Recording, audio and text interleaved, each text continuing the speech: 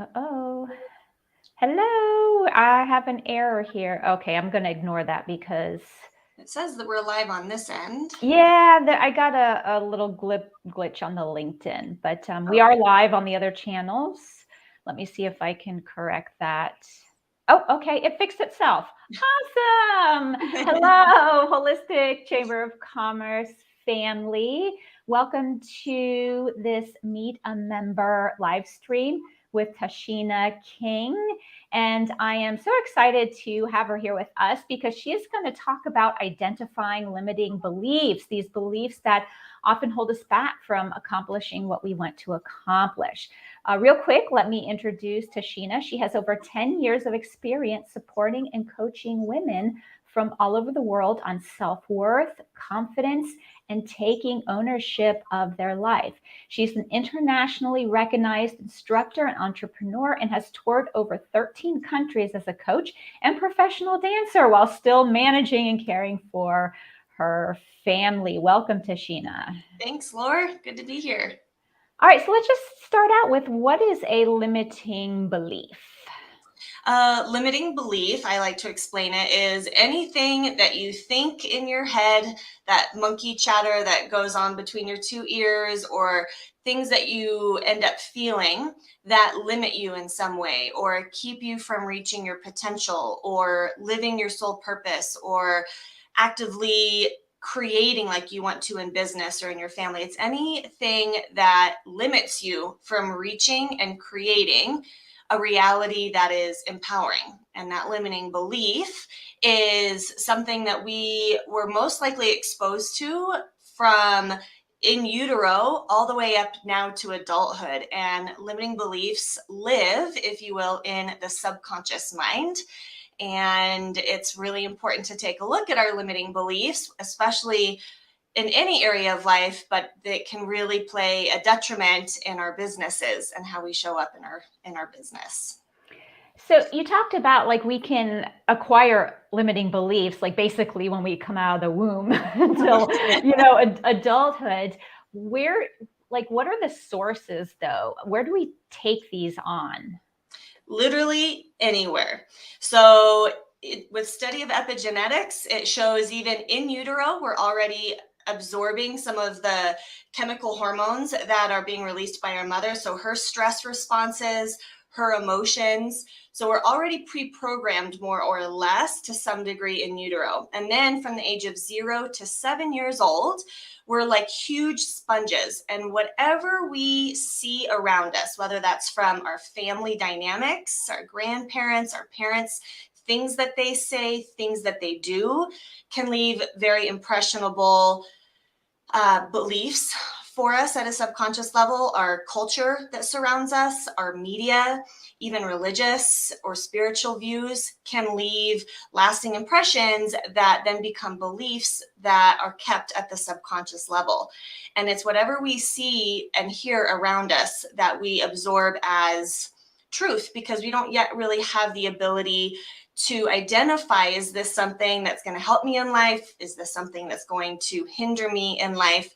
So whatever we see demonstrated to us is what we start to accept as truth about the world. So it could be something like money is often a topic in families. We're barely making it every month. If a person grows up in that type of surrounding, they'll likely grow up as an adult thinking that there's barely enough. So lack and limitation can be ever present in their own life in adulthood with their family or in their business.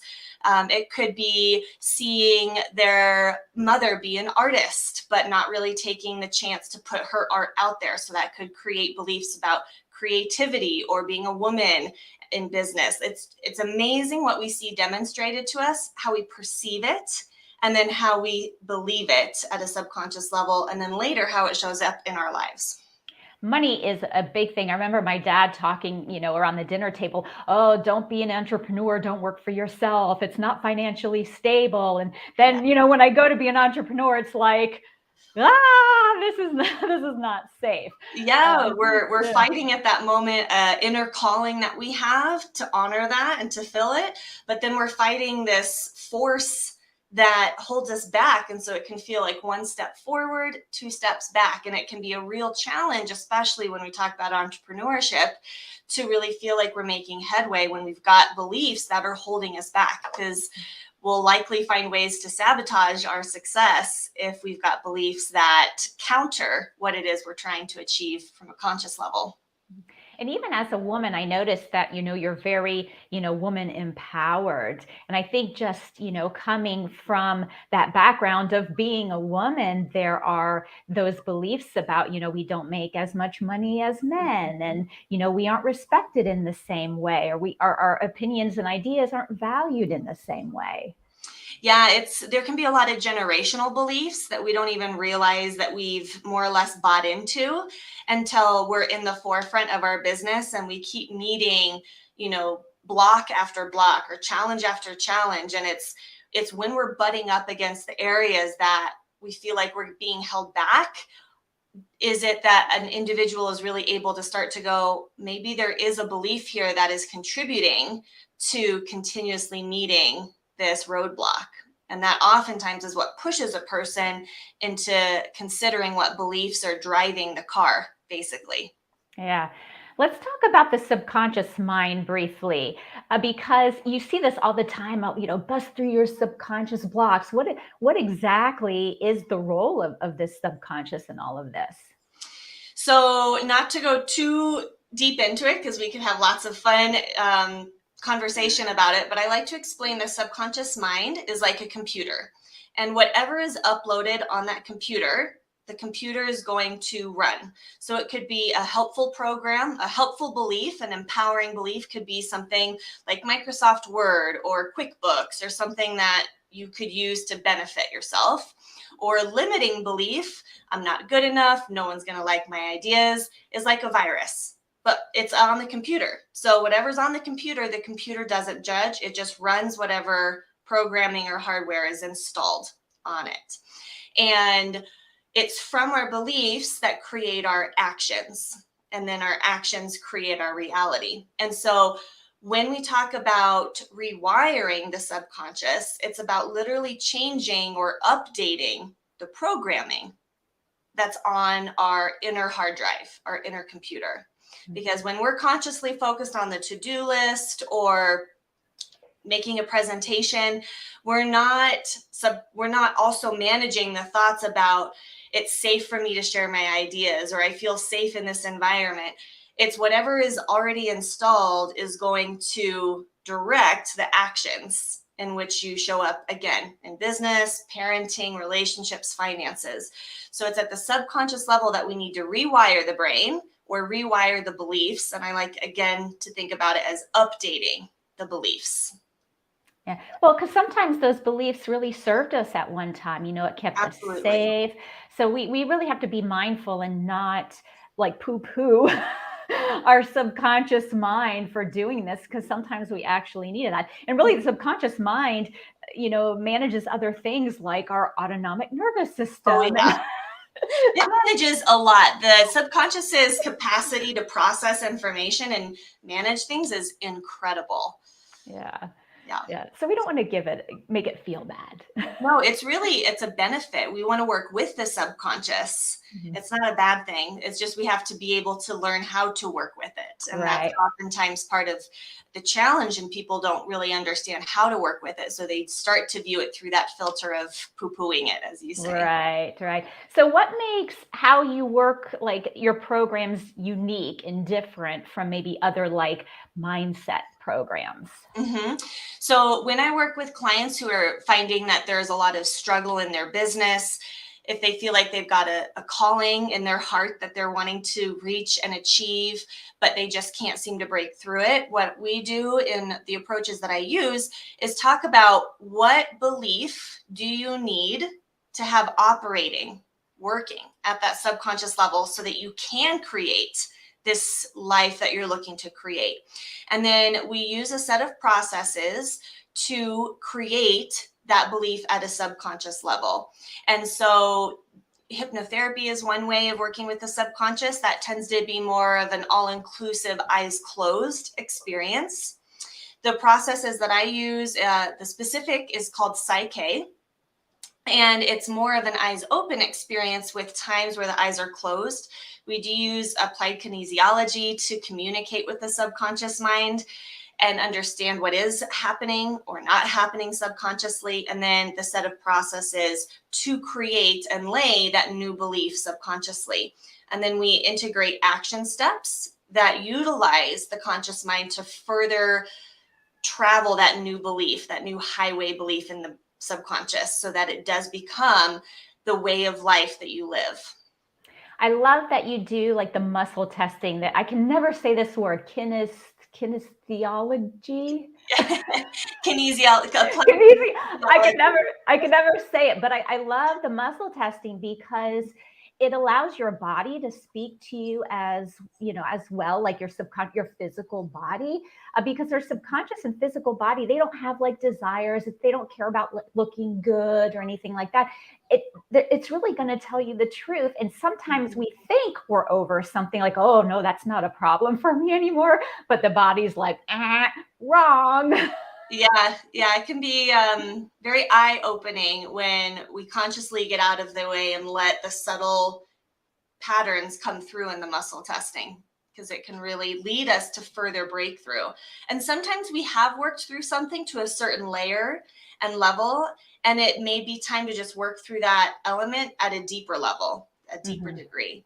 So everyone's healing process or transformational process is unique to them. There's no standard way. But yeah, muscle testing is a beautiful way. And it's great because it can be done remotely as well with the approaches that I use. It's not just in person that I work with clients. I have clients all over the world that we can still use the muscle testing with to get clarity on what we need to do to create those transformations at the subconscious level. So do you work with people mostly one-on-one, or do you have group programs? I do a lot of one-on-one coaching. I do have group programs, currently not at the moment though. I have a 3-month-old and a 3.5-year-old. So I'm still figuring out my work-life balance and all of that. So group coaching isn't on the table currently, but yes, one-on-one group coaching. And then I also have some self-paced online courses as well. All right. So if someone wanted to reach out to you or get to know you better, do you have, tell them, I know you have something because you gave me the link and I'm going to put it in the comments right now, but talk a little bit about what people can sign up for. Sure. So if someone's interested in exploring the limiting beliefs that are holding them back or work through a challenge or block that's been consistent, I do offer a free 20-minute strategy call. So that's available. And then if you're interested in getting a free offer that can give you a start to get to work with me a little bit, I offer how to break the perfectionist mindset kit. And so that's the link that I sent over before we hopped on the call, Laura, so we can put that in there. And that is a presentation with a workbook that lets you start to dive into the perfectionist mindset and how that might be showing up in your life in various categories, and start to work through that and identify a game plan for you to start to subconsciously shift that as well. So my website is empowered2greatness.com. And we can put that in the chat and then the freebie offer as well.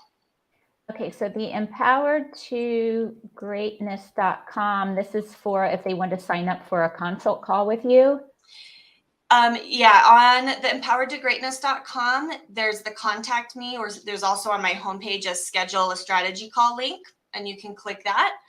And that would get you the ability to put that on the calendar for both of us based on your time zone. And then the free offer is my perfectionist kit, which you can work through at your own time as well. Wow, that sounds wonderful. Yeah, I'm a big fan of, you know, working on yourself and doing that inner work, because if you don't, it just holds you back. You know, it's like you get stuck in these cycles of sabotaging yourself, of getting in your own way. And it's like, oh, I swore I would never do this again. And here I am, like 5 years later, I'm still doing it. It's so important to really do a deep dive and figure out what are these, subconscious things that I'm holding on to. So thank you so much for being with us today. We really appreciate your wisdom. And folks, if you want to work through your limiting beliefs, go ahead and contact Tashina and get her freebie here. Reach out to her. Yeah, I'd love to connect. It would be wonderful. All right, have a great rest of your day, everyone. Bye. Bye.